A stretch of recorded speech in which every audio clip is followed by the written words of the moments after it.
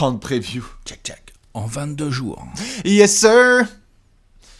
Bienvenue Comment ça à Portland. Bah écoute, ça va très bien. Bienvenue à Portland. Nous sommes dans l'Oregon aujourd'hui pour une nouvelle preview. Le marathon, il continue. Comment ça va toi, Alex?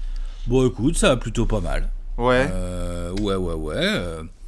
Comme j'ai dit dans une autre preview, déjà, c'est agréable d'avoir le temps de prendre le temps pour bien se mettre en route dans une saison, de prendre le temps de faire les previews, de pas avoir un calendrier trop qui nous mette trop la pression à l'intersaison et tout, quoi. Non, c'est bien. On a un sentiment d'avoir de la marge sur ces 30 previews. C'est super agréable. Le discours n'a pas changé là-dessus. Ça fait plaisir. Ça Merci, fait grave Adam. plaisir. Exactement. Ce sont les 30 previews en 22 jours. La série préférée de votre joueur préféré sur votre chaîne préférée. Et nous allons être avec vous jusqu'au 22 décembre, date de reprise officielle des droits de la saison NBA 2020-21. On sera avec vous évidemment tous les soirs pour vivre ces incroyables rencontres de basket.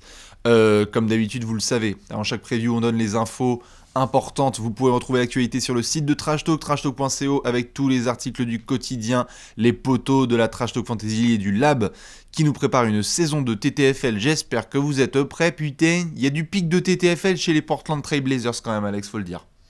Ah bah, clairement. Déjà, il y a un garçon qui s'appelle Damien, qui est un champion du trash talking. Tout à fait. Et des bad shots. Tout à fait. Et dont le premier album se nomme La lettre O, enfin The Letter O. Exactement. On appelle d'où ça l'indice. On appelle ça. Oh, il était facile celui-là. Ça va, il était cool. Non, enfin moi je trouvais si, qu'il était cool celui-là. C'était pour, non, franchement. c'est pour détendre un peu l'atmosphère des indices où ça devient un J'ai petit eu peu quelques touchy pour retours sur Twitter où les gens étaient oui. là, attends, vas-y, Arrête, c'est quand même c'est un trop petit peu dur. capillotracté, tout ça. Comment tout est-ce ça. qu'on peut faire un capillotracté avec une aussi belle coupe de cheveux, tout ça. Voilà, je l'ai vu c'est sur ça, Twitter. exactement. Il y en a pas qui se sont permis, on vous voit, bande de coquins. Et évidemment, la bise à Léonce à la prod qui nous met toujours aussi bien. Aujourd'hui, nous allons parler de Portland. Et donc, forcément, une vidéo commence toujours par un coup d'œil dans le... Rétroviseur. Que vois-je? Je vois plein de Saison choses. compliquée. Oui, il y a beaucoup de choses. Qu'est-ce que tu veux mettre en premier?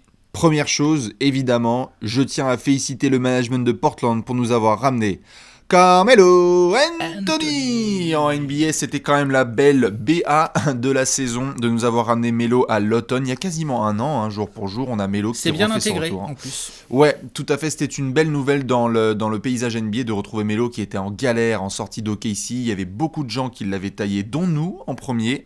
Bien sûr. Et, En même temps, entre Houston et OKC, là, il y avait de quoi.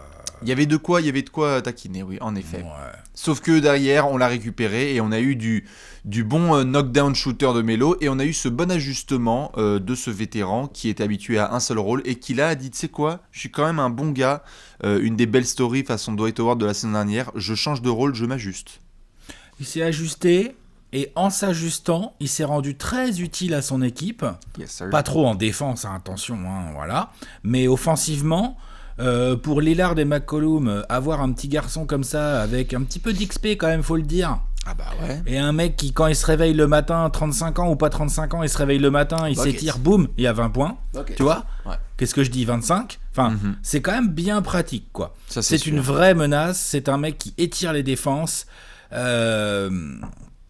Donc, en plus, il joue sur un poste, là, au poste 4 maintenant en NBA, où on peut pas dire que les Blazers étaient quand même blindés de joueurs à mettre. ça, c'est Tu clair. vois, voilà. Ouais. Non, mais tu vois, c'est pas comme s'il était 4e rotation sur un poste hyper fourni. Non, là, justement, Non. il a été pas mal titulaire, Bien l'ami sûr. Melo. Ah bah ouais, il a bien Au aidé poste les 4. Blazers, tout à fait au poste 4. Évidemment, quand on sort le coup d'œil dans le rétro, les jumelles, j'ai envie de dire, est-ce qu'on parle à un moment ou à un autre du mois de janvier de Damian fucking Lillard qui est rentré dans une espèce de frénésie totale? Bonjour, je vais vous mettre tous dans la sauce. Il a sorti un lance-flamme. Il Shabalabala. a fait, attends, la NBA, bouge pas la NBA, tu vas voir. Alors comme ça, Il a mis quoi, 200 points en une semaine, un truc comme 200 points en une semaine, des performances extrêmement sales sur tout type de joueur, tout type d'équipe, tout type de défense. Los Angeles. Un pyromane, un vrai pyromane.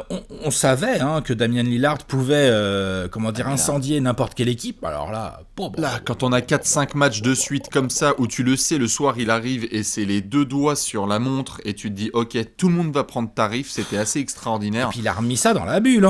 Et alors la bulle, j'allais y venir, évidemment, on va en reparler après puisqu'il a fait du gros matos aussi pour essayer d'emmener les Blazers en playoff. On a aussi quand même un joueur qui a fait son retour vers la fin, mais qui a été vraiment absent et ça a fait mal pour les Blazers, c'est Yusuf Nurkic. Il s'était blessé justement assez salement contre les Nets, si je dis pas de bêtises, c'était au printemps 2019. Ouais, c'est ça. On a plusieurs blessures reloues pour les Blazers sur cette Rodney saison, Hood. comme d'hab un peu, j'ai envie de dire, à Portland. Bah ouais. Zach Collins, Zach Collins. C'est pas le joueur principal du 5 majeur et tout. Il avait un rôle à jouer, en tout cas un rôle qu'on comptait lui donner côté Blazers, ils ont pas pu. Bah ouais, il avait fait la finale de conf avec les poteaux quelques mois précédemment. Voilà. Nurkic, donc blessé pas là. Rodney Hood, blessé pas là. Enfin, tu vois, genre ça fait quand même 3 joueurs. Alors ok, c'est pas tes leaders et tout. Encore que Nurkic, en termes de leadership, je pense qu'il apporte pas mal. Mais c'est des joueurs avec des rôles extrêmement importants. Pas que Nurkic, je pense que Rodney Hood et Zach Collins dans une rotation... Ah non, c'est très important. Portland n'a pas pu compter sur eux, ce qui a fait mal évidemment à Terry Stotts, dont on reparlera dans une autre section. Quand même le positif, on le disait, 1, Lillard qui était en feu total, 2, Melo qui apporte son scoring, 3... Il y a moyen qu'on reparle d'un garçon qui s'appelle Gary Trent Jr. Excellent progrès du côté de Portland avec cette bulle, Alex, dont on peut parler maintenant. Portland qui se ramène un petit peu sur la pointe des pieds. On entend Damian Lillard autour du mois de juin et de juillet qui dit franchement les gars, moi cette bulle, c'est pourquoi faire en fait. Et par contre, il va changer de discours dès qu'il va mettre un orteil sur le parquet. C'est le compétiteur qui disait ça parce que ce qu'on n'a pas dit encore là-dedans, c'est que avant la bulle, Portland est dans une espèce de groupe d'équipes qui ont foiré leur saison. Parce que malgré tout ce qu'on a dit, malgré le Lillard en feu, malgré un Melo intéressant et tout, Portland a quand même foiré sa régulière. Bah ouais, bien sûr. À cause des blessures aussi, à cause aussi de parfois de... j'allais dire de l'inconsistance en défense, mais on peut presque parler d'indigence. En défense bah oui. C'est chaud. Toujours un aussi bon offensive rating des Blazers, mais alors de l'autre côté du terrain. Il y a des matchs où Lillard est immense et tu perds, tu vois. Ouais. Alors c'est comme ça. Donc c'est quand même un peu les boules. Donc du coup, il y avait le côté compétiteur de Lillard qui a commencé par dire qu'il n'avait pas envie de venir ou de dire qu'il voulait pas venir s'il n'avait pas au moins une chance d'aller en play-off. Je sais plus comment il a dit ça exactement. Oui, c'était le wording qui était un petit peu touchy. On se disait. Est-ce qu'il va il s'emballait quoi. Ouais, c'est ça. Sauf que après Damian Lillard, on le sait, dès qu'il se met une idée en tête, c'est assez extraordinaire quand même ce qu'on avait vécu en août, parce que même si en soi, je pense qu'il y a des fans des Lakers qui se marrent, puisque ça s'est terminé avec une gentille petite balayette au premier tour, certes. Mais c'est normal, c'est LeBron et AD et c'est comme ça. Mais sauf que quand même, quand on a vu Damian Lillard se mettre une mission sur les épaules et voir ce joueur extraordinaire dire « Ok, pareil, vous me dites que ça c'est l'objectif dans 2 semaines, bon bah on y va ». Il gravit les échelons, il arrive à rentrer dans le play-in tournament, il met des 60 points, des quarantaines, des trentaines, des pull-ups du logo. Suivez-moi, on y va. Et ils vont battre Memphis dans le play-in tournament et Portland va aller en play-off, quoi. Ouais, et puis le côté genre Simmer, Patrick Beverley et les Clippers aussi. Oh là là là là là là. Comment ça va les gars ? Alors on excite la bête. Les gars, fallait pas mal parler quand même. Ils ont vraiment fait. Quand tu y repenses, on fera leur coup d'œil dans le rétro, mais juste comme ça, vitef. Ils en ont pas raté une, comme on dit dans le jargon. C'est comme un gosse, tu sais. Ouais. C'est comme un gosse de 8 ans là qui fait que des conneries. Putain, il en rate pas une. Bah voilà. Bienvenue, Patrick Beverley. Un gros steak dans la gueule de Patoche. Tu vas fermer ta gueule, oui. Ah bah c'est clair. Oh là là là. Lillard, il l'a noté. Du jour au lendemain, ils ont excité la bête. Ils l'ont chambré. C'était quoi ? Il avait raté 2 lancers. Il a raté un lancer clutch en fin de match. Voilà. C'est ça, dans un match de régulière. Ils sont foutus de sa gueule. Derrière l'autre. Il a fait « Ah ouais, d'accord, ok, pardon. » Vous pensez que moi je vais sortir tôt en play-off ? Mais déjà je vais y aller en play-off. Et ensuite vous aussi vous allez sortir tôt. Non, c'était dingue. C'est juste, moi j'avoue à titre personnel, je pense que tout le monde l'a vu depuis longtemps sur cette chaîne, je suis très très fan de Lillard. Et d'avoir l'occasion de voir un joueur dans son prime et de s'attendre le soir même à ce qu'il fasse une dinguerie pour gagner, c'est assez ouf à regarder en direct. Il nous a ambiancé, évidemment, ça s'est terminé au premier tour face à des Lakers qui sont devenus champions. Il n'y avait rien à redire sur cette série. Tu remportes le premier match, mais après, let's go. Damian Lillard, la saison dernière, donc les Blazers, c'est 35 victoires au final pour 39 défaites, donc 74 matchs. Damian Lillard, c'est une moyenne de 30 points avec un peu plus de 4 rebonds et 8 passes, ok ?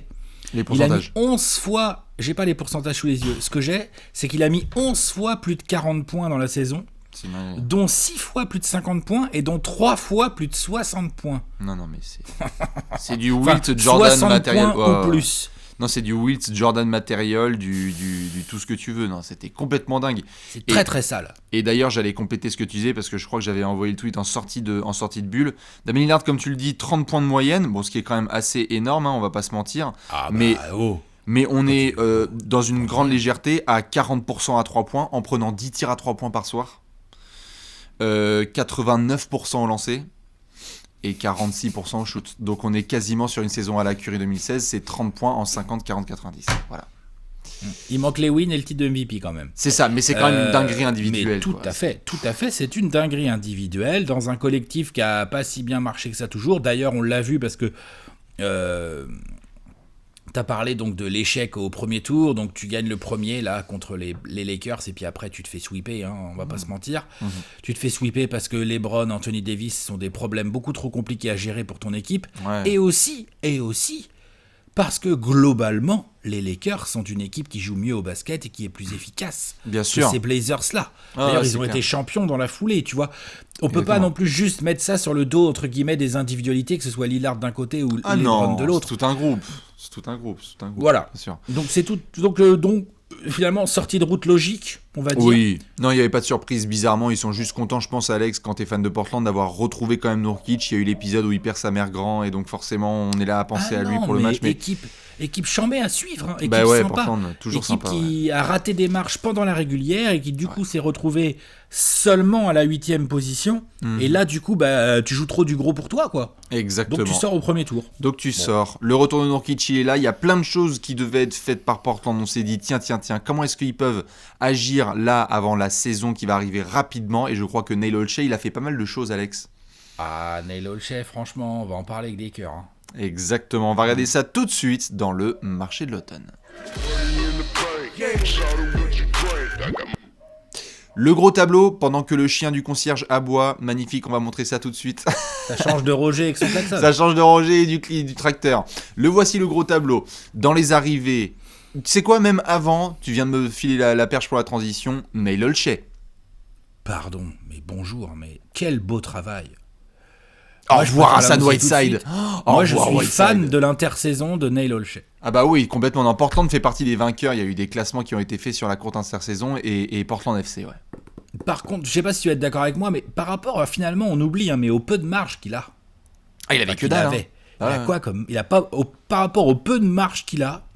Les joueurs qu'il a réussi à ramener et les joueurs qu'il a réussi à dégager pour créer donc un nouvel équilibre dans son groupe, c'est magnifique. C'est une magnifique intersaison. Complètement, je te suis. La métaphore, elle est simple. Un Neil Olshey, tu le mets devant un frigo étudiant, tu lui dis il y a de la moutarde, un reste de pâte, du sel, du vinaigre balsamique et il te fait un bœuf bourguignon. Non, ça a été vraiment du bon boulot. Robert Covington qui débarque dans un transfert avec les Rockets, Enes Kanter qui fait son retour après avoir kiffé Portland il y a 1 an et demi, Harry Giles, le petit style en direct de Sacramento, Derrick Jones Jr. qui viendra apporter sa défense sur les ailes. Tu dis au revoir à Hassan Whiteside, Trevor Ariza, le fit n'aura pas marché. Wenyen Gabriel, quand même, ils l'ont bien kiffé. Mario Hezonja, ça n'a pas marché trop non plus. Et tu prolonges quand même Melo et Rodney Hood. C'est très complet. Exactement. Il y a de vrais upgrades. Ouais. Non, c'est très bien fait. Et quelque part, bon, on va en parler après dans le 5 majeur, mais le sentiment, Alex, tu me dis, hein, mais je crois que le sentiment de la plupart des fans des Blazers et celui que j'ai aujourd'hui, c'est que Neil Olshey a réussi à dire à Terry Stotts, ok, fine, on sait déjà quelles sont les grosses têtes du côté de Portland, mais je veux t'assurer une profondeur maximum. Tu as beaucoup de postes qui sont en fait doublés, voire triplés en fait. Tu as une flexibilité qui est vraiment très très bonne, puisque, on va en parler après, mais quand tu te retrouves à la main, bah, tu as forcément du Lillard qui est backé, tu as du McCollum aussi qui peut être backé, tu as du défenseur, du jeune à développer. Ils ont été très très bons dans leur choix. Moi, je suis assez satisfait aussi du travail qui est fait par Neil Olshey d'une manière générale. J'avais vraiment un doute sur la question Rodney Hood, parce qu'il s'est quand même bien blessé, et je me demandais ce qu'ils allaient faire. Au final, ils l'ont quand même prolongé, et je pense que ça va se ressentir après le bon début de saison qu'il avait fait la semaine dernière. Et l'ont prolongé pour un tarif tout à fait raisonnable. Moi, il y a un risque, parce que tu sais pas comment ce genre de joueur va revenir et tout. C'est jamais facile quand t'es role-player non plus de revenir d'une blessure aussi grave. Quel genre de temps de jeu il va avoir du coup, parce qu'il a un peu plus de concurrence qu'avant sur les ailes. Tu vois, Rodney Hood, pendant ce temps-là, il y a Gary Trent Jr. Qui s'est un peu développé. Enfin, on va en parler dans le 5 majeur. Mais en gros, moi, je suis assez content du niveau du contrat qui a été filé à Rodney Hood pour le garder. Je trouve ça très raisonnable. Ouais. Bien évidemment, je trouve que Covington, par rapport à Ariza... Bon, pardon, hein, bonjour. Ouais. Tu perds Whiteside, tu mets Canter à la place. Alors, c'est pas du tout des profils similaires. Mais bon, ça se discute. C'est des utilisations différentes, quoi. Ouais. Le coup Ariga, les Anscred, moi, je pense que c'est un bon coup. Il y a de la profondeur dans tous les sens. Hein. Vraiment. Genre, putain. On va vous le remettre. Belle intersaison de la part de nos amis... de la part de nos amis les Blazers. C'est ça. Donc je vous remets juste le tableau parce que franchement sur cette section, c'est assez touché entre guillemets, excusez-moi pour l'expression, mais on va pouvoir parler en détail de plusieurs choses parce que moi j'ai réservé des grosses sections notamment dans le 5 majeur et la question de la mort et toutes les autres. Mais voilà, le mot il est dit, c'est très propre, c'est très complet, il n'y avait pas besoin de forcément toucher au 5 majeur, pas de gros chamboulements. Portland a envie d'y retourner. Ça peut être étonnant pour certains de se dire oui mais attends, ils ont été qu'au premier tour des playoffs, mais c'est pour tout un tas de contextes dont on vient de parler dans le coup d'œil dans le rétro. Tu abordes la saison à venir avec des grosses intentions et je pense notamment Terry Stotts va devoir nous faire articuler tout ça. Exactement. Terry Stotts, lui pour le coup, il a été gardé. Oui. Et lui, on l'attend un peu au tournant. Non, mais je dis pas que c'est pas normal. Je dis juste qu'on l'attend un peu au tournant parce que ça fait longtemps qu'il est là. Il y a eu du bon, il y a eu du moins bon. Ouais. Là, il aura pas l'excuse de genre il lui manque de la profondeur, il lui manque gna gna gna ou quoi. Non. C'est clair. Non. T'as une vraie équipe à gérer. Bien sûr, il y aura peut-être une infirmerie à devoir checker. On le sait, comme tu l'as dit, Portland est spécialiste dans le genre. Mais ce qui est sûr, c'est que notre ami Terry Stotts, il va devoir mettre un 5 majeur en place. Et mon cher Alex, on va regarder ça tout de suite dans le 5 majeur.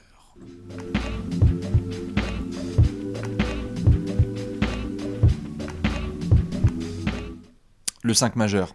Alex, on prend les bons réflexes. Le point, il est tendu. Nous avons un meneur. Nous avons un arrière. Nous avons un ailier. Nous avons un ailier fort. Et même parfois au basket, on a un pivot.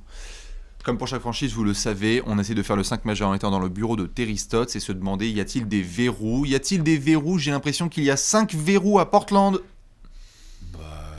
Ouais, je pense aussi. Est-ce qu'on a les mêmes ? Je pense aussi qu'il y a 5 verrous. Après, Bon, Lillard McCollum, je pense que tu seras d'accord avec moi. Damian Lillard à la main, CJ McCollum en arrière. Je pense que Covington va être titulaire. Robert Covington et Youssouf Nurkic. Robert Covington, il va peut-être plus jouer pivot maintenant qu'il y a un vrai pivot à côté de lui. Délicat sur Rockets. On en parlera dans une autre preview. Sinon, Youssouf Nurkic peut peut-être jouer lié fort à côté de Covington en pivot. Ou meneur, ça dépend. Non, mais plutôt poste 3, moi je pense plutôt que Terry Stotts va ajouter un 4 là-dedans. À côté de Covington, qui pourrait être Zach Collins, faut voir quand est-ce qu'il revient de blessure. Qui pourrait être Melo. Moi, je n'ai pas la même option. T'as quoi comme option ? T'as Covington en 4 et t'as qui titulaire ? Eh bien, de ce que rapporte Portland, notamment de son camp d'entraînement et à surveiller comment ça se passe au niveau de sa rééducation, il semblerait que la prolongation de Rodney Hood se fasse aussi parce que son profil fit bien avec les autres titulaires dans son aspect défensif. Dans son spacing, il était à plus de 40, quasiment 50% à 3 points la saison dernière avant de se blesser. Rodney Hood, il a été considéré pour... Rodney Hood ? Ah ouais, il l'a été aussi. Donc après, c'est pas forcément le mec auquel on pense en premier. Il y a eu des options avec Gary Trent Jr. Mais je ne serais pas étonné, un peu plus petit aussi, Gary Trent Jr., un peu plus backup arrière, capable de rentrer et apporter du scoring en catch and shoot. Personnellement, j'ai 5 verrous, mais je peux comprendre que le débat se joue sur le poste 3, puisque j'ai l'impression quand même que Robert Covington est l'ailier fort titulaire quand même. Mais à moins que Zach Collins re-rentre dans la rotation, hein, ça se peut, s'il se passe bien. Zach Collins, il a une blessure à gérer. Bien sûr. Pour moi, si la blessure, si ça se passe bien, pour moi, il reviendra dans le plan Zach Collins, Nurkic avec Covington dans l'aile. Très bien. Et Lillard McCollum, évidemment. Après, si Zach Collins, qui semble être le cas, ne peut pas démarrer la saison. Oui. Ok. Là, c'est là où je veux bien voir, mais je m'attendais pas du tout à ce que tu parles de Rodney Hood, mais pourquoi pas ? Je déteste pas l'option. Mais là, je veux bien voir comment Terry Stotts gère ça. Est-ce que tu fous Melo ? Tu peux mettre Melo aussi, hein. Non, Melo, entre Nurkic et Covington. Je pense qu'il sera en sortie de banc, très très clairement, et même Melo, d'ailleurs, a été tenu au courant du fait que dans la rotation, il pouvait reculer un peu, vu vu les renforts qu'il y a. Mais en cas de blessure pour démarrer la saison, tu vois, c'est ça que je veux dire. En cas de blessure, sûr et certain. Par contre, je viens de checker, Rodney Hood est bien titulaire 21 fois sur 21 matchs la saison dernière avant de se blesser. C'était le titulaire, c'était l'ailier titulaire aux côtés de CJ McCollum. Je dis pas qu'il peut pas, je dis juste qu'en retour de tendon d'Achille, tout ça, je m'attendais à ce qu'il démarre différemment. Ouais. Mais attends, ça me va bien, moi, hein. Lillard McCollum avec Hood en 3. Et Covington, je trouve que c'est Covington en 4 et Nurkic en 5. Ouais. Moi, ça me va tout à fait. Hein. C'est un très bon fit. Vu le nombre de snipers qu'il y a, vu que quasiment tout le monde peut shooter sauf Nurkic. Après, no disrespect, on sait que Nurkic, il est capable de prendre un petit shoot à 3 quand il le faut. Mais sinon, il y a vraiment 4 snipers autour. Ça offre des options. Quand derrière, on ouvre le banc, waouh, la caverne d'Ali Baba. Donc, puisque quand on est au poste de meneur, on a du Anthony Simons qui va être derrière, si je dis pas de bêtises. Ouais. C'est peut-être le poste le plus faible dans la rotation. C'est ça, puisqu'ils vont donner le playmaking tout à fait à McCollum ou Anthony Simons, je suis d'accord. Exactement, ou parfois Rodney Hood qui a montré de temps en temps qu'il pouvait créer des petites choses. Hein. Bien sûr.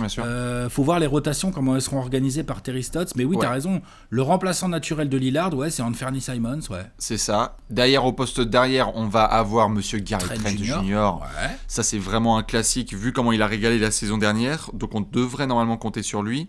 Au poste d'ailier, du coup, tu bricoles entre Hood, t'as Covington, t'as pas tant de gens que ça, tu vas faire venir Gary Trent de temps en temps. Ouais, il y a un garçon qui pourrait faire son entrée dans les rotations et avoir un temps de jeu assez intéressant si ça démarre bien, notamment au niveau défensif, puisque c'est un gros aspect dont on va pouvoir parler après. T'en avais fait le teasing sur le côté password qu'avait Portland.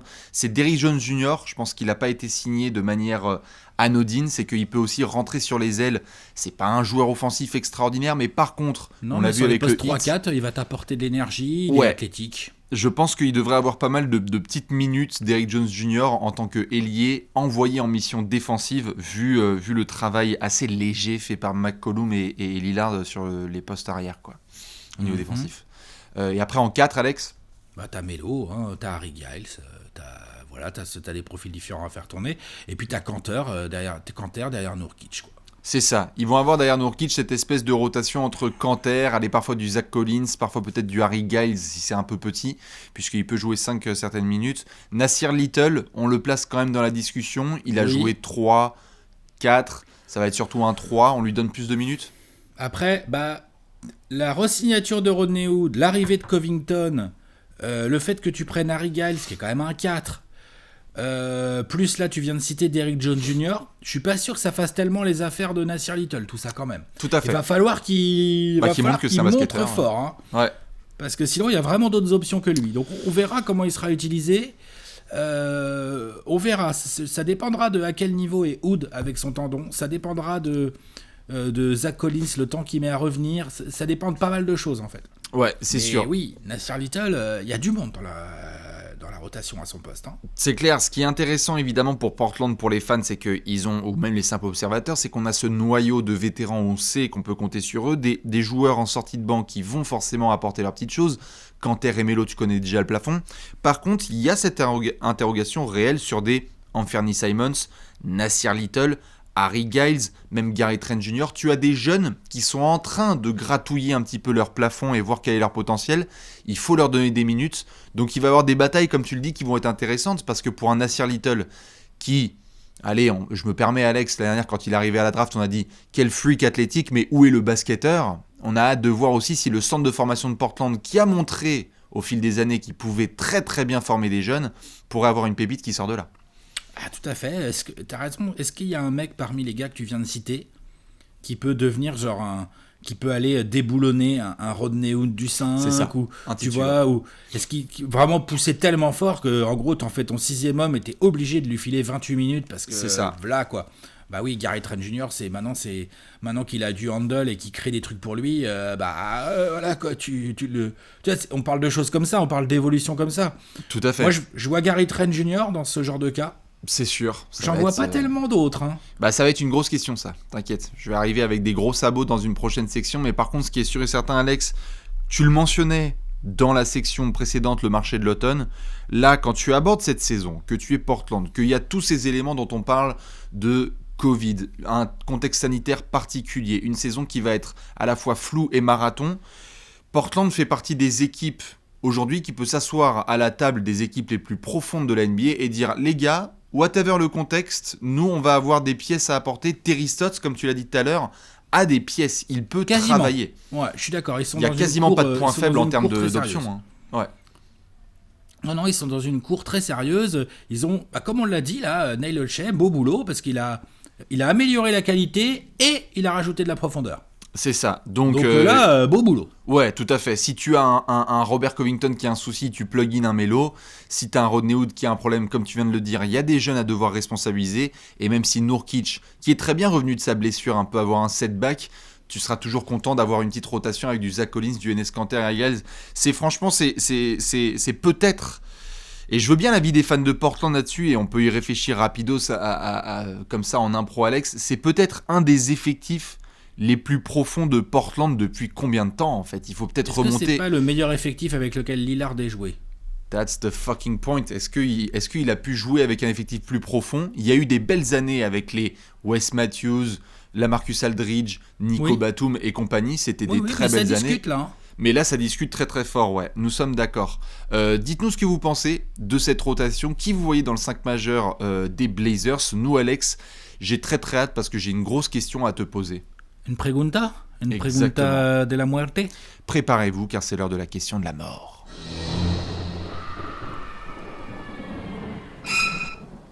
Nom de Dieu. J'étais obligé de mettre le pivot préféré de l'histoire des Blazers. Dieu sait s'il leur a cassé les couilles, Hassan Whiteside, on peut se permettre. Ça a été assez violent. La question de la mort. Vous le savez, pour chaque franchise, on se pose une grosse question. Et ce que j'aime bien, c'est qu'avec la plupart des franchises, on essaie de garder une ligne directrice. Et donc, en mars dernier, nous avons fait une review de la saison des Blazers, comme les 29 autres franchises. Et Alex, je suis obligé de remettre le sujet sur la table. Excellent travail de Neil Olshey, rien à redire. Tu viens de le mentionner, peut-être l'effectif le plus profond avec lequel Damian Lillard a joué. Est-ce que c'est assez, là, pour aller discuter avec l'élite de la conférence Ouest et de la NBA? Ah, si tu rigoles, c'est pas bon signe. Mais non, je rigole de la question. Parce que j'ai l'impression que c'est une question... Disons que ça fait combien de temps que Lillard y joue à un niveau de genre calibre MVP, mais qu'on parle pas de lui pour le trophée, en gros? Depuis la naissance. Non, mais tu vois, ça fait un moment. Oui. Forcément, quand t'as un joueur comme ça, t'es souvent considéré comme une équipe dangereuse. Mm-hmm. Donc la question du plafond, des caps à passer pour Portland, t'es d'accord, elle est déjà revenue un paquet de fois. Tout à fait. Donc là, on la remet sur la table, on se dit, en gros, ce que t'es en train de dire, c'est est-ce qu'on peut considérer cette équipe comme un contender? Est-ce que vraiment... Parce que Damian Lillard, il joue pas les demi de conf. Non, bien sûr. McCollum, il joue pas les demi de conf non plus. Ah non, mais bien sûr. Nurkic, c'est un compétiteur. Covington, il a déjà pas mal bourlingué dans la ligue et tout, il a envie de gagner. Donc là, on a pas mal de mecs avec de l'expérience qui sont pas là pour trier les lentilles. Mm-hmm. Maintenant, est-ce que pour autant, tu vas mettre les Blazers dans la catégorie Lakers, Clippers? Mais même Nuggets, enfin je veux dire même Denver, tu vois, dont on a parlé là pendant les derniers playoffs, quand tu vois ces équipes-là, par exemple, qui sont capables de faire des gros playoffs, c'était Portland il y a un an et demi qui faisait la finale de conf. Et là c'est Denver qui a été la darling parce que c'est la bulle d'Orlando, il y a 2 fois 3-1, ils reviennent et ils vont en finale de conf, très bien. Mm-hmm. Mais ce que je veux dire par là, c'est que dans cette question, et je suis d'accord, elle nous fait sourire parce que c'est quelque chose qu'on a souvent mis en avant avec Damian Lillard, mais juste, on vient de dire... Oui, il y a de la hype autour des Blazers. Oui, en effet, il y a un bon travail de Neil Olshey. Mais la question qu'on se posait en mars et avril dernier, c'était quand est-ce que Damian Lillard joue avec un autre All-Star? Et cette question n'a pas été répondue. Et je suis désolé, entre guillemets, de remettre ce sujet sur la table pour les fans des Blazers, parce que Neil Olshey a fait un bon travail, on vient de le dire. L'effectif, il est profond, il y a des options, c'est super. Mais... comment est-ce que Damian Lillard se ramène avec Terry Stotts aujourd'hui à la table des patrons et dit bien sûr que Kawhi Leonard et Paul George c'est le même calibre que moi et CJ McCollum et Yusuf Nurkic. Bien sûr que je suis dans le même calibre que LeBron James et Anthony Davis. Bien sûr que même, j'ai envie de te dire, je suis ne serait-ce que dans le même calibre que Jimmy Butler et Bam Adebayo. On vient de voir à Miami l'émergence d'une nouvelle star, d'une nouvelle même potentielle superstar. Il a eu le contrat qui va avec, il a l'étoile sur le maillot. Il y a de l'évolution dans d'autres franchises en fait. Giannis a un Chris Middleton à ses côtés. On a des garçons comme ça. Il y a Boston qui vient de voir l'émergence de Jason Tatum, All-Star indiscutable, et il y a Jaylen Brown qui toque à la porte avec Kemba Walker. Ce que je veux dire par là, c'est que est-ce que on va se laisser entre guillemets encore berner par le bon travail de Neil Olshey, super, mais il n'y a toujours pas d'autres stars autour de Lillard, et donc ça nous annonce une nouvelle story similaire, ou est-ce qu'il faut laisser la place aux surprises que la NBA peut apporter, et en fait, si ça se trouve, cette saison, c'est la saison de Portland, où autour d'une star, il y a un effectif complet, et ça va jusqu'au bout, en fait. Ça se travaille en 2 étapes aussi, ça. Ça fait aussi plusieurs saisons. On l'a vu d'ailleurs... L'année, c'est en 2019, les playoffs 2019, là, pas les derniers, mais ceux d'avant. Finale de conf. Portland va en finale de conf. Tout à fait. Mais Portland avait fait une très belle régulière. Portland avait arraché le 3e place. Top 3, ouais, bien sûr. Ouais. Arraché, c'était serré, hein. C'était arraché. Ouais. Ça, c'est la première étape que Portland ne doit pas foirer. Ce qui les tue l'année dernière, c'est qu'on l'a dit dans le coup d'œil dans le rétro, c'est de jouer les Lakers au premier tour. Pourquoi tu joues les Lakers au premier tour ? Parce que t'es 8e. Bien sûr, ils auraient joué les Rockets, ils seraient en demi. Tiens, exactement. Ou je sais pas, ça se trouve ça fume le Jazz. Le Jazz, bien sûr. Ça se trouve le Thunder. Franchement, pour moi, je mets Portland. Enfin, tu vois ce que je veux dire. Enfin, Denver n'aurait peut-être pas fait la même story. Il y a pas mal d'équipes que les Blazers pouvaient regarder droit dans les yeux et se dire attends. Sur une série en 7, mais on va les faire. On va les faire. Là, le problème, c'est que contre les Lakers, on a bien vu que c'était pas vraiment envisageable. Et c'est aussi ça le souci, et c'est ça que Portland doit apprendre aussi. Et là, je trouve qu'ils ont toute l'expérience qu'il faut. C'est retenir les erreurs de cette régulière. Ok, il y a eu des blessures et tout, mais il y a aussi eu des erreurs. Il y a aussi eu des rotations cheloues. Il y a aussi eu une défense dégueulasse. Il y a peut-être un cap, tu vois, dans les trucs que tu viens de passer. Ouais, c'est vrai que Lillard, faudrait qu'il joue à côté d'un All-Star. Faudrait aussi que les Blazers deviennent une équipe genre ils jouent dur. Bien sûr. Ah putain, ils nous rentrent dans la bouche. Il n'y a pas juste Lillard qui te met 55 points quoi. Il y a juste il te rentre dans la bouche quoi. Bien sûr. C'est un match dur pour le toute moment. L'année. Tout à fait. L'année. Et régulièrement tout à fait dans l'effort. Je suis d'accord puisque c'est pas anodin que je mentionne. Et ça c'est là. Hein. Tout à fait. C'est pas anodin que je mentionne l'exemple du Heat. C'est que tu vois des équipes comme par exemple Miami qui vont jusqu'en finale NBA et qui deviennent une darling parce que ouais, en effet, il n'y a pas de giga superstar et le code de la double superstar qui va en finale NBA peut être trompé par ce genre d'effectif. Un effectif ultra complet avec une densité défensive et un collectif qui te rappelle que le basket se joue à plusieurs. C'est la story qu'on vient de voir avec Miami contre une équipe numéro 1 de sa conférence, Milwaukee, qu'ils ont terrassé. Donc c'est sûr et certain, mais le jour où Portland joue avec le dog qu'ils ont en eux que Miami a, mais bonjour. C'est-à-dire que là, on n'a absolument pas ce genre d'équipe. S'ils ont fait le recrutement défensif potentiel pour, très très bien d'avoir amené du Derrick Jones Jr., du Robert Covington, etc. Fine. Mais si déjà de base, on n'a pas Lillard et McCollum qui ne donnent pas le ton de l'autre côté du terrain, moi si je ne vois pas ça, ce sera tu sais, c'est ton t-shirt, ce sera same. C'est juste ça en fait. C'est pas celui-là. Aujourd'hui j'ai mis Trash Talk. Tout à fait, mais tu vois le t-shirt duquel je parle. Paul George. Tout à fait, bien mais sûr, tu vois celui dont je parle. C'est juste qu'il faut en effet cet aspect défensif. Portland a une attaque qui fait toujours kiffer. Terry Stotts, c'est super. Mais quand est-ce qu'ils vont être capables de faire du verrou ? C'était pas possible avec Whiteside, certes, parce que tu venais de perdre Nurkic. Mais là, c'est ça qui me pose problème en premier lieu. Et le défensif, et je te dis, ça trash talk, ça chante parce qu'il y a du talent et tout. Très bien. Montrez-nous un peu de dureté dans la continuité sur 72 matchs. Ouais. Déjà, pour commencer. Et essayez d'être top 4, top 3, top 5, d'être plus haut pour démarrer les playoffs, déjà contre des équipes un peu plus abordables que les gros contenders. Et là, on pourra voir si Portland peut vraiment se positionner ou non parmi les contenders. Et là, peut-être que ton argumentaire de deuxième All-Star réel à côté de Lillard reviendra sur la table, on verra et tout. Mais commençons déjà par le hustle, la dureté, tous les soirs. Ah, franchement, déjà, ouais. La base. Franchement, si Portland se met à vraiment défendre. Je n'ai pas les... Tu sais quoi, je vais les checker parce que j'ai pas forcément les ratings qu'ils avaient la saison dernière. Je crois que je vais les retrouver peut-être si je mets Blazers 2020. Ils doivent avoir forcément un rating défensif qui doit pas être giga top puisqu'on le sait. Vite, moi, si avec Portland, bah écoute, je suis dessus. Defensive rating, ils étaient 28e sur 30. Stop. J'ai envie de lâcher le téléphone. Tu te rends compte ? Ils ont la 3e meilleure attaque, ils ont la 28e défense. Stop. Tu serais ne serait-ce que, et on l'a vu avec Houston par exemple. Vas-y, défends average. Fais 17ème défense là. Et même 15ème, c'est exactement ce que j'allais dire, c'est que Houston, il y a 2 ans, quand ils sont allés chatouiller les Warriors pour aller en finale NBA. Dallas la saison dernière. Tout à fait. Dallas. Tout à fait. Après, le plafond de Dallas, on l'a vu, c'était le premier tour, mais rien que si déjà tu es une équipe comme Houston il y a 2 ans, où tu es tellement létal offensivement, que tu as juste à être...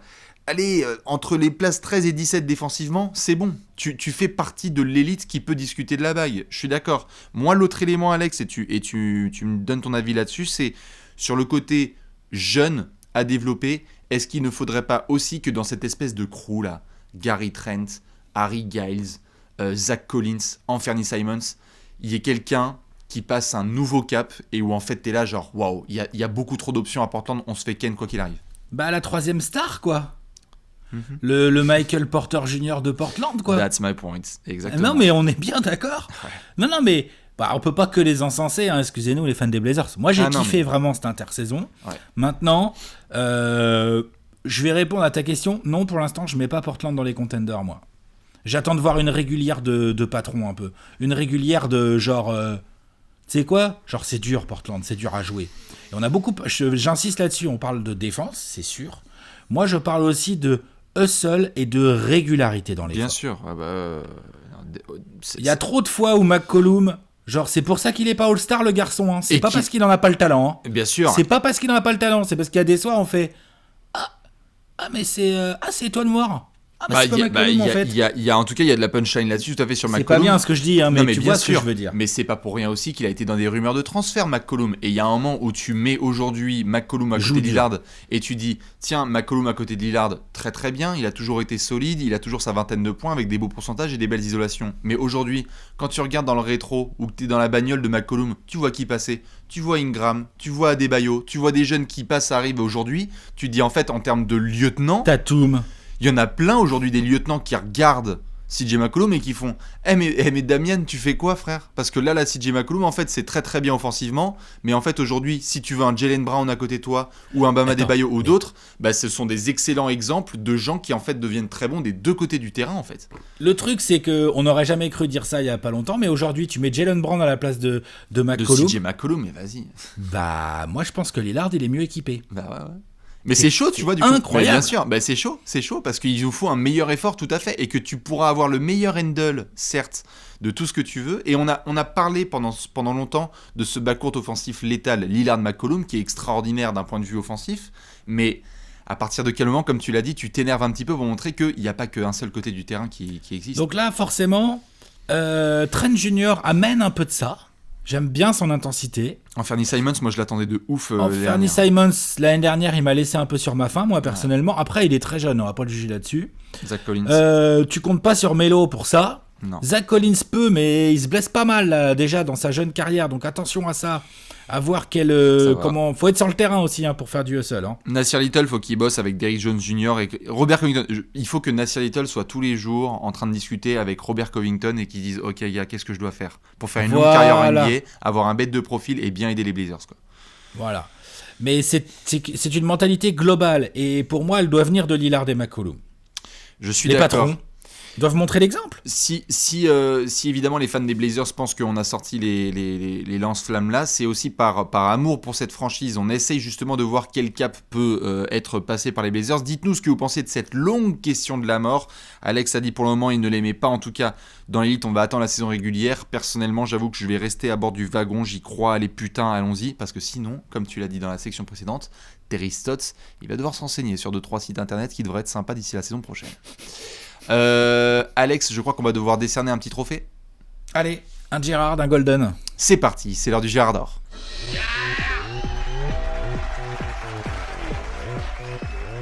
Le Gerrard d'or, le Gerrard d'or. Alex, où est-ce qu'il est ? Où sont les réflexes, nom de Dieu ? C'est l'heure du backflip.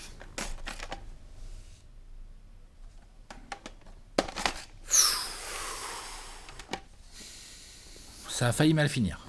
Mais ça n'a pas mal fini. Ça n'a pas mal fini, tout à fait. Mais disons qu'il n'y aura pas un 10 sur 10 en note artistique, quoi. C'est ça. Nous sommes à Portland. J'ai mis le collier d'immunité. Nous sommes avec les Blazers dans l'Oregon et nous avons un joueur qui va nous faire cliquer sur les Blazers cette saison. Dites-nous qui est votre Gérard d'or. Alex, qui est ton Gérard ? Melo. Et c'est vrai, c'est Melo. J'ai toujours eu un faible pour les grands joueurs en fin de carrière qui réussissent pas trop mal leur fin de carrière. Je dois reconnaître que j'ai eu très très peur pour Carmelo Anthony et je trouve que là, ce petit spot à Portland lui va très bien. C'est clair. Tu sens qu'il est content. Tu sens que les Blazers sont contents. Et puis la saison dernière, on a bien vu que Melo, même vieux, et c'est plus du tout le même athlète, et il défend toujours autant, hein, ça voilà, on connaît la bête. Oui. N'empêche que sur certaines fins de match, bah, tu peux le foutre sur le parquet parce que ça rentre. Pardon, ouais. C'est quel match qu'on a regardé là ? C'est pas Memphis ? C'est pas Memphis, c'est pas le play-in. Les knockdown shots dans le corner là, c'était d'une violence. Je peux te dire que Memphis, ils rigolent pas de Carmelo Anthony parce qu'ils disent merde, le gars, c'est chaud quoi. Tu sens que Lillard, McCollum à la création lui font confiance pour lui lâcher les ballons parce que c'est Carmelo Anthony quoi, parce que tu laisses pas Carmelo Anthony tout seul. Il a un shoot absolument magistral. Il est à 25 000 points en carrière à mi-distance. En dormant, enfin, j'exagère un peu, mais, bien sûr. Vous m'avez compris. En début de carrière, il attaquait bien le cercle, mais il a quand même pas mal joué dans le périmètre, le garçon. En ISO à 45, ça peut te servir. Il a du style, il a de la technique, il a de l'expérience. J'aimerais bien voir les Blazers vraiment bien percer en play-off pour voir jusqu'à quel point un Carmelo Anthony peut être une jolie histoire à Portland. Le genre de jolie histoire qui, tu sais, dans des matchs à la con bien serrés où Lillard commence à être pris à 2, la balle ressort et bon, Melo, allez. Ah, c'est clair. Tu vois ?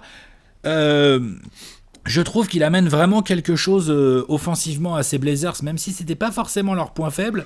Je trouve qu'il amène une sécurité en plus. Maintenant, il faut que d'autres gars fassent le boulot autour de lui. Hein. Ça, c'est le charme de Carmelo Anthony. Ça a toujours été un peu comme ça dans sa carrière. Bah ouais. Donc bon, voilà. Mais en tout cas, c'est mon Gérard d'or parce que ouais, quand je clique sur Portland et que Melo rentre, je fais bon, ok. Filez-lui la balle. Il est ouf, filez-lui le ballon, on veut le bandeau, faut que ça rentre, hein, c'est clair. Quelle belle story, la feel good story de Melo. Après, il en a remis des belles évidemment dans la gueule. Je regardais l'effectif, pendant ce temps-là, évidemment, puisqu'il y a beaucoup de Girard dans cette équipe. Évidemment, un très très très gros zoom sur Terry Stotts qui va être peut-être, hormis les joueurs, la personne que j'attends le plus pour toutes les raisons qu'on vient d'évoquer. Mais sinon, allez, je vais jeter un petit caillou au cas où, comme ça. J'aimerais bien voir ce que Derrick Jones Jr. peut faire en fait à Portland. Je le mentionnais parce que j'ai vu 2-3 échos du côté des Blazers en termes de mission défensive. Robert Covington va être en 4, Rodney Hood va être en 3. On va avoir évidemment Monsieur Youssouf Nurkic en pivot. Mais aujourd'hui, quand tu débarques à l'entraînement de Portland, si on devait faire une hiérarchie des meilleurs défenseurs, qui est où en fait ? Et je ne sais pas où se situe Derrick Jones Jr. Ce que je sais juste, c'est que on avait parlé l'an dernier, et je l'ai revu la preview du hit, où on avait dit tiens, intéressant, les développements de Derrick Jones Jr. À la base, juste un marsupial en direction de Phoenix qui peut juste dunker, mais où est le basketteur ? Bah, t'es passé sous les mimines d'Eric Spoelstra, t'as discuté toute l'année avec Jay Crowder et avec Jimmy Butler. Derrick Jones Jr. a été utilisé plus d'une fois pour ses missions défensives. Si aujourd'hui, Terry Stotts se dit « Oh putain, on est dans une fin de match, on veut assurer et on veut donner la balle en attaque, sûr et certain, à Damian Lillard, à pick and roll avec Youssouf Nurkic. Lorsqu'on a scoré, qui va être en mission principale ?» Je ne sais pas qui ça va être, si ça va être Rodney Hood, si ça va être parfois Robert Covington. Comment ? Covington, non ? Oui, tout à fait, Covington, tout à fait. Mais j'aimerais bien voir ce que Derrick Jones Jr. va donner dans cet effectif parce que l'aspect défensif est trop important. N'importe quel garçon qui s'apprête à défendre à Portland, ce sera mon Gérard d'or. Il faut que des garçons fassent le taf. Vous savez, les fans de Portland, combien j'en ai mis les caisses sur Gary Trent Jr. et j'adore ce garçon, un des plus beaux poignets de toute la NBA qui est capable de défendre.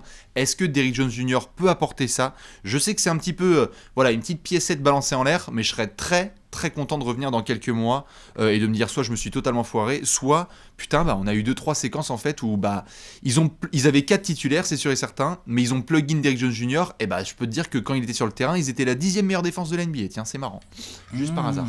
Donc à surveiller de très près. Intéressant. Dites-nous qui vous avez évidemment en Gérard d'Or, plein de garçons, Anthony Simons, Nassir Little, Harry Giles, Gary Trent et compagnie, le retour, tout à fait, Melo. Un bon Gérard ça. Enes Kanter évidemment, le Gérard officiel de Portland, et les retrouvailles évidemment entre Enes Kanter et Carmelo Anthony qui, phrase qui fait mal, un jour ont été transférés l'un contre l'autre. Nous allons pouvoir enchaîner mon cher Alex avec une autre petite section. Le pronostico. Exactement, c'est l'heure du pronostic.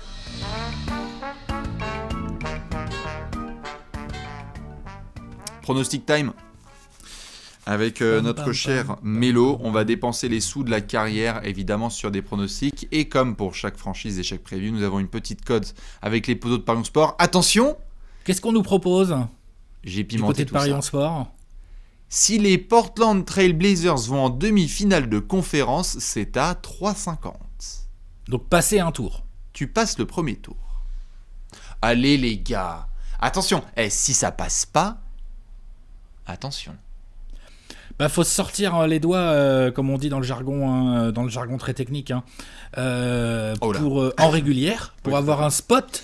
Je reviens à mon truc, la régulière, un spot qui te permet d'avoir un adversaire au premier tour que tu regardes vraiment droit dans les yeux et que tu peux fumer. L'avantage du terrain aussi. Voilà. Ouais. L'avantage du terrain, je te cache pas que cette année j'en parle pas parce que ambiance de ouf. Dans les salles vides, l'avantage du terrain, t'es à la maison, ok, mais honnêtement, moi je sens plus les matchs un peu façon bulle l'année dernière, sans public, en mode la meilleure équipe va gagner. Ah oui, bien sûr. Donc, sauf s'il y a un gros changement d'ici les playoffs qui ne démarreront pas avant le mois de mai et que la planète entière est vaccinée et que du coup on peut remplir les salles blindées et tout. Oui, dans ce cas-là, Portland, le Rose Garden, enfin le Moda Center, c'est un avantage. Mais c'est un avantage, bien sûr. C'est sûr que Portland, en tout cas, est attendu minimum en demi-finale de conférence, vu la hype qui est autour de cette équipe et vu le système qui existe autour de Damian Lillard. C'est à 3,50 si vous le voulez. Alex, c'est intéressant comme cote, tout à fait. C'est une cote pas mal. Moi j'aime bien et je serais même capable de mettre des petits sous dessus. Mais en tout cas, Alex, est-ce que tu as un over-under ? 40,5. Donc 40 c'est under, 41 c'est over. Qu'est-ce qu'il y a ? Ok. Tu trouves pas ça bien ? Parfois j'ai beau être under, mais alors là je peux vous prévenir tout de suite, spoiler, je vais être au-dessus. Je vais être au-dessus. Non, mais ouais, après, je peux comprendre, mais je le trouve pas si mal calibré que ça, perso. Très bien. Eh bien, voilà un bon petit teasing des 24 secondes d'Alex. Est-ce que tu es prêt ? Ouais, je suis prêt. Magnifique. Vous pouvez le faire aussi. 24 secondes pour Alex, 24 secondes pour Bibi. On doit jouer les experts, les devins et raconter la future saison des Blazers. Attention, 3, 2, 1, Ruben Patterson. 42 victoires pour Portland cette saison, je crois que ça me les met 5e de l'Ouest, au bord du top 4. Attention, Portland a amélioré l'effectif, Portland est capable de faire une bien meilleure régulière que l'an dernier, ça c'est sans inquiétude évidemment à ce niveau-là, mais en face, c'est pas les perdreaux de l'année qu'il va falloir passer, ça va pas être si simple, donc je pense que Portland va se positionner là, j'ai mis 5e, c'est un peu mon plancher, c'est là que je pense que j'aimerais les voir pour justement pouvoir être en position derrière de passer un tour. 42 wins, 5e. Magnifique. Les fans un de petit Portland peu long. se disent... Non, mais très bien. Mais les fans de Portland se disent quoi ? Ah, comment ça, 5e ? Oh là là, que va-t-il se passer ? Allez, on va essayer avec moi aussi de faire 24 secondes. Serais-je un peu plus optimiste ? Je crois que oui. 3, 2, 1, top chrono.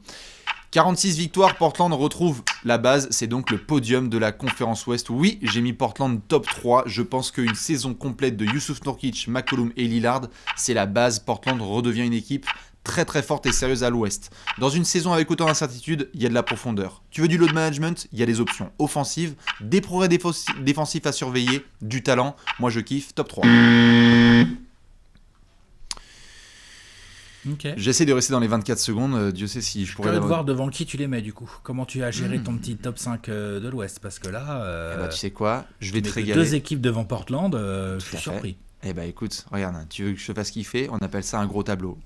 Regardez-moi ça. Alex les a donc mis 5e avec 42 victoires. Ils sont top 3 chez Bibi avec 46 wins. Est-ce que ce sera dans un mouchoir de poche? Est-ce qu'il y aura une grosse différence avec les places 1 et 2? C'est à surveiller. Ah, ça en fait marrer certains. J'ai l'impression que de revivre toute une saison, et je croise les doigts de Nurkic avec les deux boys là, quand il est là, il y a quand même une diff incroyable, quoi. Bien sûr. Whiteside, c'était une violence. Mais là, moi, je leur ai déjà donné 7 victoires de plus que l'année dernière. Hein. Mm-hmm. Toi, tu leur en donnes 11. Disons que je leur redonne des standards d'il y a 2 ans avec un effectif complet, quoi. Ouais, mais en face... Tout à fait. Ça discute. Bon, bref. Ça discute, tout à fait. Hein, voilà, on a assez débattu. Clients, quand même. Hein. De quel côté êtes-vous, plutôt sur les Blazers, sur optimisme avec Bibi, ou plutôt place 4-5, allez, 4-5-6 ça va, ça avec reste Alex? quand même une bonne place sympa. Est-ce que vous pensez que c'est une équipe de merde comme le pense Alex? Le mec qui comprend rien. Est-ce que vous pensez que Lillard est un role player? Est-ce que les Blazers vont faire les playoffs? N'hésitez pas à nous donner votre avis. Non, évidemment, on fait la bise à toute la Blazers Nation. On vous souhaite une excellente saison. Attention, on vous surveille de près. On a été très très tendu sur la question de la mort. On vous attend évidemment en réponse à toutes ces sections. Et je vous laisse comme d'hab avec le classique. Le petit indice d'Alex? Ouais, l'indice c'est King. L'indice c'est King. Ouah, c'est un peu tôt quand même. Allez.